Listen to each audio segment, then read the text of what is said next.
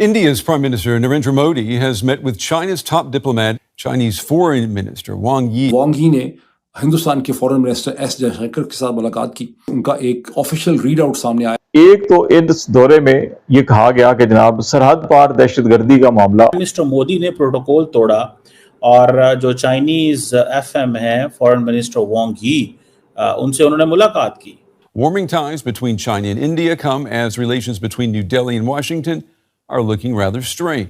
Normally आपको पता है कि जो प्राइम मिनिस्टर मोदी है वो फॉरेन मिनिस्टर्स को नहीं मिलते।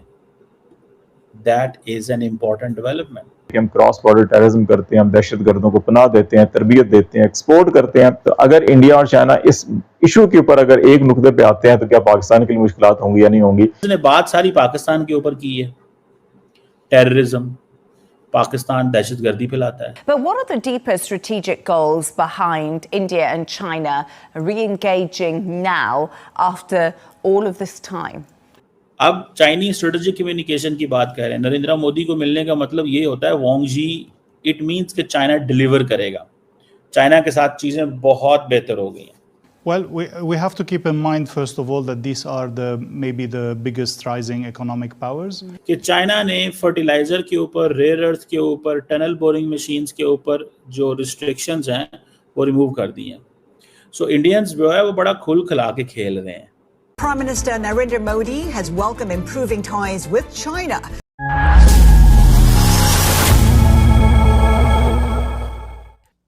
फॉरेन मिनिस्टर चीन के वांग यी इस वक्त दिल्ली में 3 दिन के दौरे पे पहुंचे। 18, 19, 20 तारीख वेरी सिग्निफिकेंट। मंडे के दिन जो दिन खत्म हो गया, वांग यी ने हिंदुस्तान के फॉरेन मिनिस्टर एस जयशंकर के साथ मुलाकात की और बॉर्डर डिस्प्यूट के हवाले से उनका एक ऑफिशियल रीड आउट सामने आया जिसमें उन्होंने कहा कि चीन और हिंदुस्तान को अपने बॉर्डर डिस्प्यूट को खत्म किए बगैर बाकी चीज़ों पे हम प्रोग्रेस नहीं कर सकते। हमें यहाँ पे डीमिलिटराइजेशन जो है या डीमोबिलाइजेशन जो है हमें यहाँ पे अचीव करनी। लेकिन अक्टूबर 2024 में रूस के शहर काजान में इनका एक बाकायदा बायलैटरल मीटिंग और समिट हुई नरेंद्र मोदी की और प्रेसिडेंट शी जिनपिंग की, जिसके बाद ये फैसला हुआ कि बॉर्डर डिस्प्यूट जो है उसको रिजॉल्व किया जाएगा। उसके बाद से ट्रेड और बहुत सी और चीज़ों में इंप्रूवमेंट हो गई है। ऑप्टिक्स मिनिस्टर मोदी ने प्रोटोकॉल तोड़ा और जो चाइनीज एफएम है फॉरेन मिनिस्टर वांग यी, उनसे उन्होंने मुलाकात की। नॉर्मली आपको पता है कि जो प्राइम मिनिस्टर मोदी है वो फॉरेन मिनिस्टर्स को नहीं मिलते। That is an important development. और फॉरेन मिनिस्टर को मिलने का मतलब ये होता है, और चाइनीज फॉरेन मिनिस्टर को मिलने का मतलब ये है कि हम नॉर्मलाइजेशन चाहते हैं, हम चीज़ों को पुरसुकून तरीके से हल करना चाहते हैं। ये इसका मतलब है। Stable, predictable and constructive relation चाहते हैं। और वो कहते हैं जी अच्छा अब देखें इंपॉर्टेंट इंटरेस्टिंग चीज़ क्या है। India and China they are both competitors. अच्छा, मैं इसमें ये बातें करते हैं कि नहीं जी हम कॉम्पिटिटर नहीं हैं, हम ऐसे नहीं हैं, वैसे नहीं हैं। कॉम्पिटिटर्स हैं, सीधे सीधे कॉम्पिटिटर्स हैं। लेकिन वो समझते हैं कि अगर हमने ये चीज़ हो गई तो कंपटीशन ख़त्म हो गया, तो चीज़ें ख़त्म हो गई। सो चाइना जो है उसने मेजर डेवलपमेंट हुई है। वो क्या कि चाइना ने फर्टिलाइज़र के ऊपर, रेयर अर्थ के ऊपर, टनल बोरिंग मशीन्स के ऊपर जो रिस्ट्रिक्शंस हैं वो रिमूव कर दी हैं। वो रिस्ट्रिक्शंस रिमूव कर दिए हैं। ये इंडिया की इकोनॉमी के लिए इसके बहुत बहुत लॉन्ग टर्म इम्पैक्ट है। इंडिया को जो कुछ चाहिए इंडिया वो लेगा, क्योंकि इंडिया को रेयर अर्थ मटेरियल नहीं आ रहा था। अच्छा एक बात है, चाइनीज बड़े स्मार्ट हैं। वो चाइनीज नहीं इंडिया को कहते हैं कि टिकटॉक खोलो, वो नहीं कहते। वो कहते नहीं खोलते तो ना खोलो, क्या नुकसान कर लोगे हमारा, या क्या हो जाएगा, सो व्हाट। समझ रहे हैं आप बात? चाइनीज इस मामले में बड़े स्मार्ट है। सो अब इंडियंस की एक ही प्रॉब्लम थी, प्रिडिक्टेबिलिटी। ये प्रिडिक्टेबिलिटी चाहते हैं इंडिया के अंदर। अब कारोबार में प्रेडिक्टेबिलिटी, फॉर एग्जांपल रबी सीजन आ रहा है, वहां पे सप्लाई चेन जो है वो फर्टिलाइजर की खराब हो रही है। चाइना मेजर सोर्स है फर्टिलाइजर इंपोर्ट का। पूरी दुनिया का ग्लोबल फर्टिलाइजर सप्लाई जो है वो टेंशन में है और 2022 में से ज्यादा है। तो खाद, हम पाकिस्तान में तो हम इसको फर्टिलाइजर को खाद कहते हैं। सो फर्टिलाइजर महंगी तो प्रोडक्ट महंगी, क्रॉप महंगी तो आगे आपको खुद ही पता है। सो जो चाइनीज फॉरेन मिनिस्टर वांग यी हैं, उन्होंने मुलाकात की है मोदी साहब से और यही कहा है कि मैं जनाब आ रहा हूं। तो आपको इस चीज से अंदाजा हो जाएगा कि what is basically going on. Indians जो हैं उन्होंने बड़े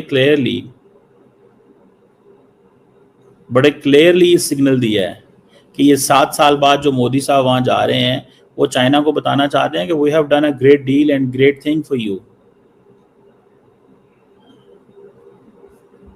बहरहाल एक चीज मैं आपको बताता चलूं, दिस इज समथिंग वेरी तो सिग्निफिकेंट। ये एक जो वहां पर इस वक्त जो चाइनीज स्टेटमेंट के मुताबिक जो डेवलपमेंट हुई है, वो जो क्लोज डोर मीटिंग है उसमें इंडिया ने ये अंदिया दिया है कि वो वन चाइना पॉलिसी की सपोर्ट कर सकता है या करेगा। ये एक जुमला जो है कि चाइनीज स्टेटमेंट के अंदर मौजूद है, जो बड़ा काबिल जिक्र है।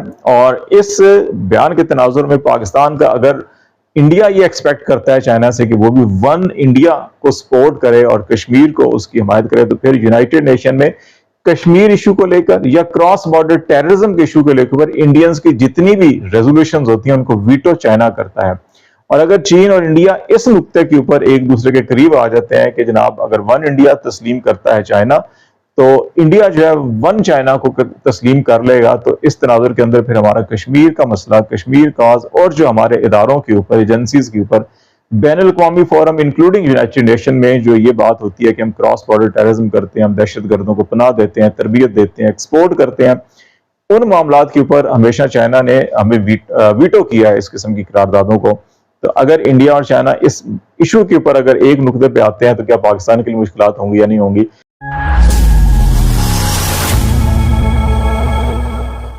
भारत और चीन के बीच बढ़ते रिश्तों पर इन दिनों पूरी दुनिया की नजर है। खासकर पश्चिमी देशों के मीडिया में इसे लेकर लगातार चर्चाएं हो रही हैं। दरअसल हाल ही में विदेश मंत्री डॉ. एस. जयशंकर और चीन के विदेश मंत्री वांग यी की अहम मुलाकात हुई, जिसमें कई बड़े मुद्दों पर बात हुई। जयशंकर ने साफ कहा कि भारत और चीन के रिश्ते तभी स्थायी और सकारात्मक हो सकते हैं जब वे आपसी सम्मान, समान हितों और एक दूसरे की संवेदनशीलताओं को समझते हुए आगे बढ़ें।